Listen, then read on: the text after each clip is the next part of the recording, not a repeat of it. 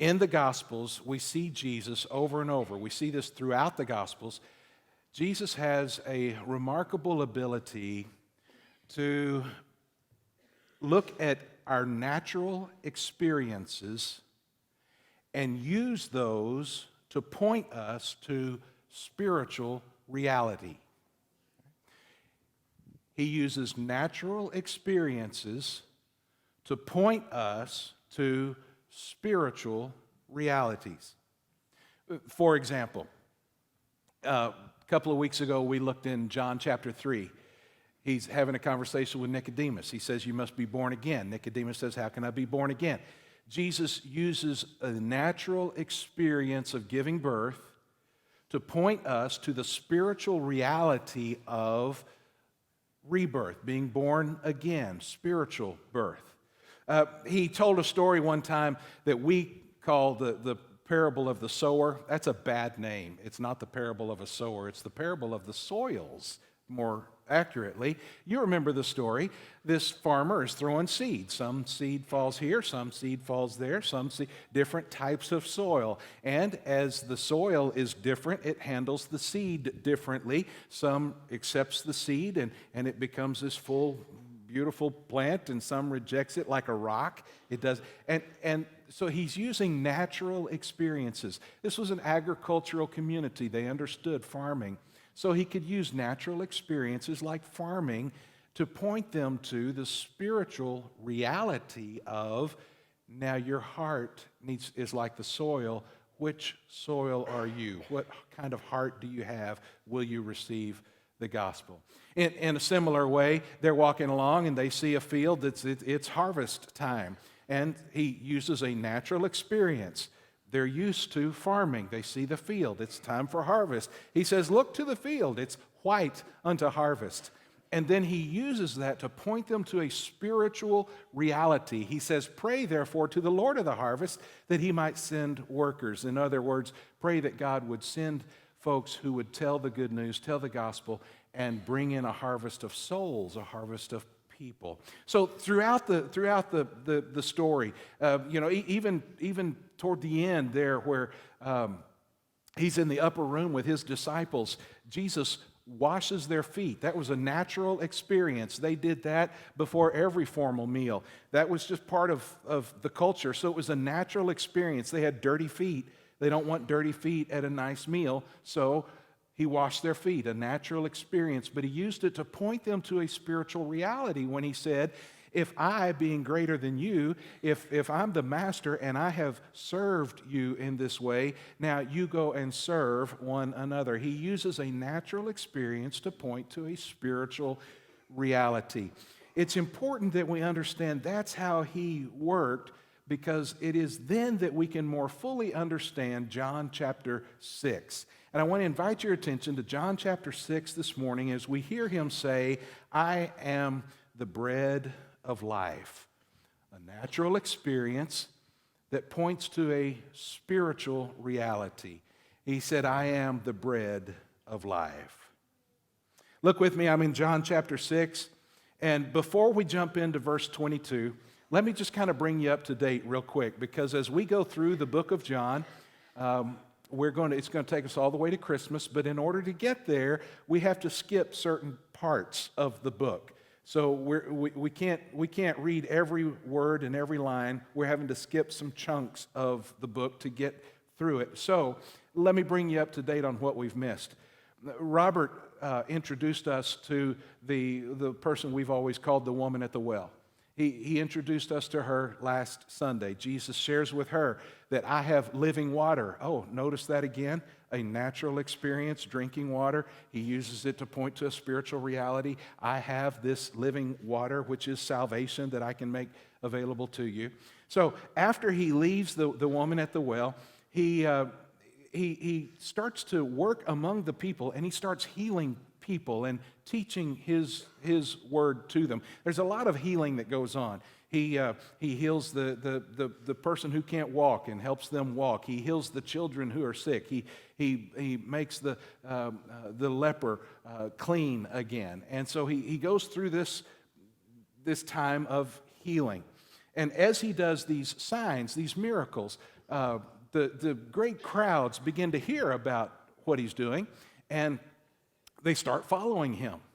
And so he winds up with a great crowd of people. And one day, he's teaching this great crowd of people, and it starts to get to be lunchtime.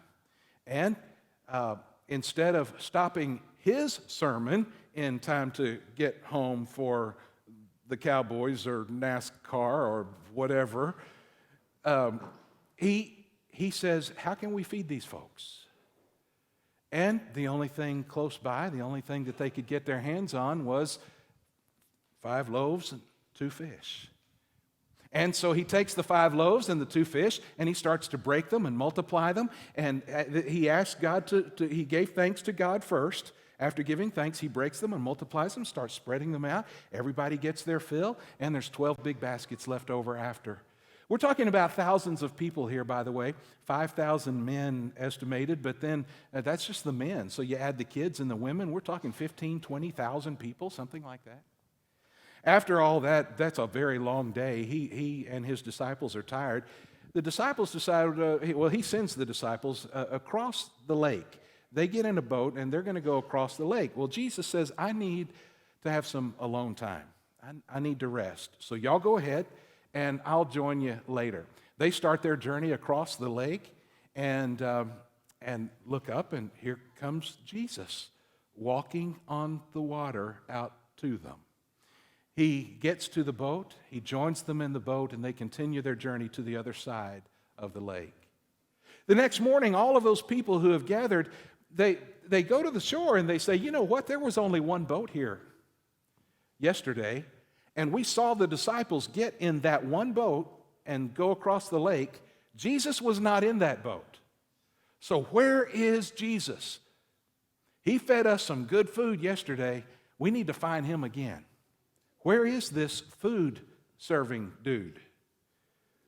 Well, they finally decide maybe he made his way across the lake as well somehow. So some other boats come by, and they get on those boats, and they go across the lake, and they start looking for Jesus. Let's pick it up, John chapter 6, verse 22. On the next day, the crowd remained on the other side of the sea, saw that there had been only one boat there, and that Jesus had not entered the boat with his disciples, but that his disciples had gone away alone. Other boats from Tiberias came near the place where they had eaten the bread after the Lord had given thanks. So when the crowd saw that Jesus was not there, nor his disciples, they themselves got into the boats and went to Capernaum seeking Jesus. In other words, they went across the lake the same way Jesus had walked across, and the same way the disciples had boated across, if that's a verb. They go the same journey just to the other side of the lake, and notice that they are seeking Jesus. 25, when they found him on the other side of the sea, they said to him, Rabbi, when did you come here? Jesus said to them, Truly, truly, I say to you, you are seeking me not because you saw signs, but because you ate your fill of the loaves. Notice he says, you're not looking for me because you believe that I am who I said I am. You just want another fancy meal. He uses an interesting phrase. He says, you're not coming because of the signs. Well, the reason for that is, remember I told you he had been healing a lot of people and doing a lot of miracles? John helps us understand that Jesus is not doing that to wow the crowd.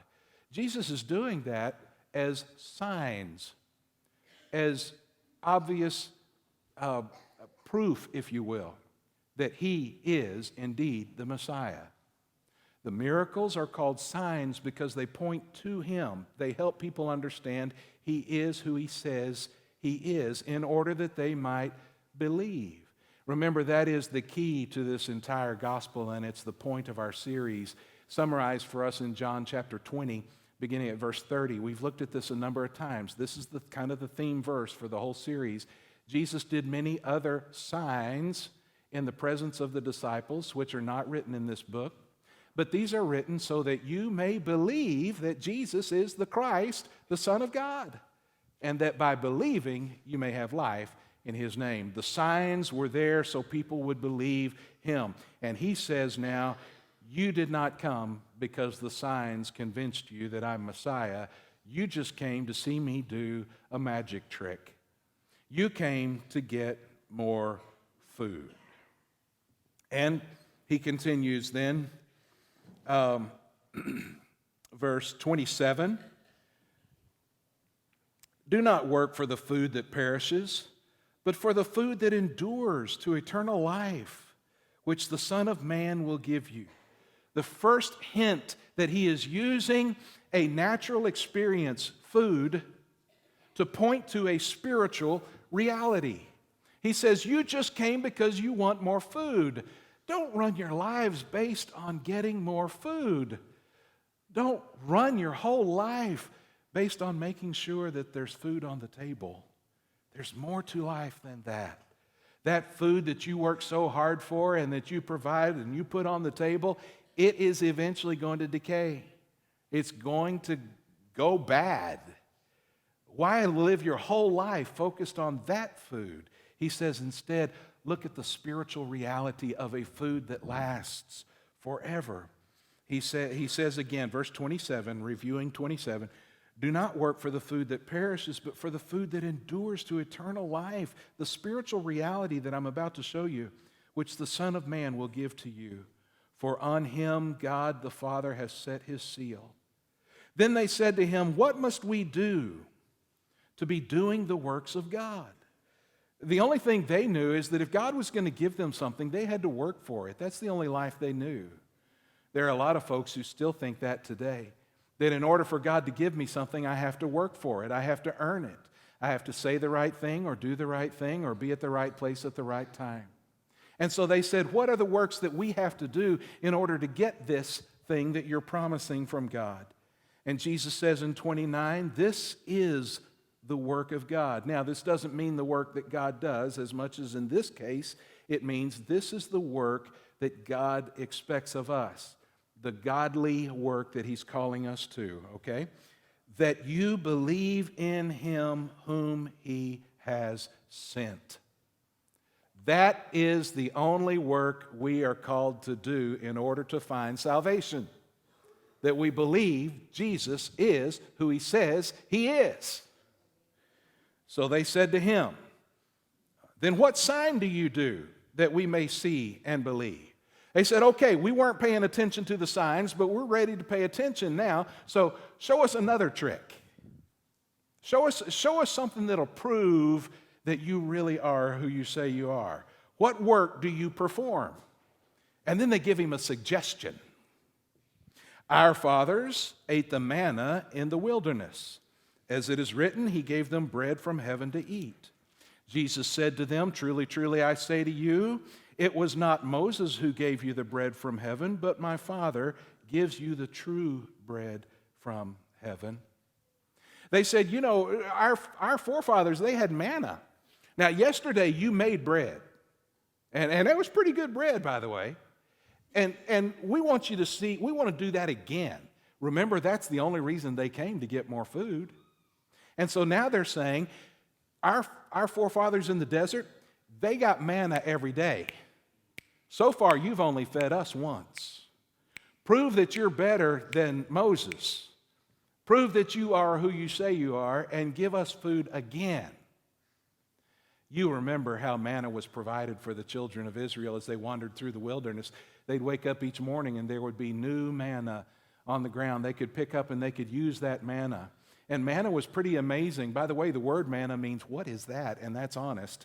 The Hebrew means, what is that? And that's the name of the stuff. And they could do amazing things with it. And I mean, sometimes they would bake it, sometimes they would fry it, sometimes they would boil it. They could do all kinds of, make manna cotti or banana bread. I don't know. But they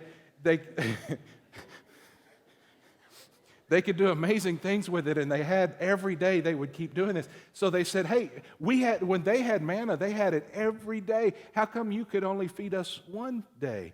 And Jesus brings it back. He says, you're still looking at the physical. You're still talking about the natural experience. You just don't get yet what I'm trying to say to you is about a spiritual reality. And so, verse 33, the bread of God is he who comes down from heaven and gives life to the world. They said to him, Sir, give us this bread always. You remember that was the same reaction that the woman at the well had. Jesus said, when you drink the water from the well, you're going to get thirsty again. But if you would drink the living water that I have for you, you'd never thirst again. She said, give me some of that. Now the people here, they're saying, this bread sounds great. Give us some of that special bread that doesn't go bad, that doesn't get moldy. We want that kind of bread. He says, you're still not with me. This is a natural experience eating bread, but I'm using it to show you a spiritual reality that I am the bread that comes from heaven. Verse 36, I said to you that you have seen me and yet do not believe. All that the Father gives me will come to me. Whoever comes to me, I will never cast out. I have come down from heaven, just like manna came down from heaven. He now is the bread of life that came down from heaven, not to do my will, but the will of him who sent me. And this is the will of him who sent me, that I should lose nothing of all that he's given me, but raise it up on the last day. This is the will of my Father, that everyone who looks on the Son and believes in him should have eternal life. And I will raise him up on that last day. He says, if you look at me and believe me, then you've got it. Get your eyes off of the natural experience so that you can see the spiritual reality. And it is in this text that he says, I am the bread of life. The first of 7 I am statements that we'll look at as we go through the gospel. 7 different times Jesus says, I am, using that word, that name that God chose for himself. God chose the name Yahweh, which means I am. Now Jesus shows that he is God, using that name 7 different times, the number of completion. I am the bread of life. I am the resurrection. I am the way, the truth, and the life. I am. We're going to hear it 7 times. This is the first one. I am the bread of life. The night that he died, he used bread, not just to symbolize who he was as the bread of life, but to symbolize how he was about to give his life, how he was about to die for them. The Passover, and for us, the Lord's Supper, is one of those perfect examples of a natural experience that points to a spiritual reality. Eating and drinking doesn't get much more natural than that. But beloved, when we eat and drink in just a moment, please take your eyes off the cracker and the cup and look and see him and believe him.